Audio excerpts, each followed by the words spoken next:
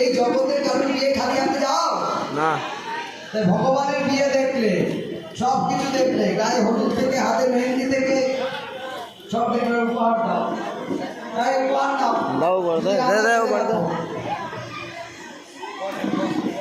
উপহারটা এটাই যে আমরা এসে উপস্থিত হয়েছি এতক্ষণ থেকে, তাই না? এর থেকে বলো কি?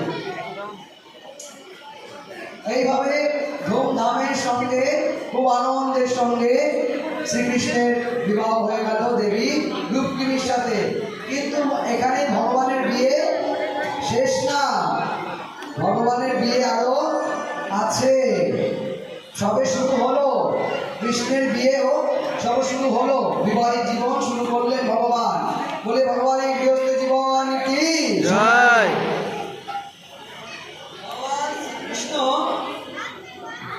বিবাহ করেছিলেন মোট 16,000 দিয়ে। আস্তে সবাই একটু চুপ করে বসুন। জয় রাধে। আপনারা নিজের আসনে আসনে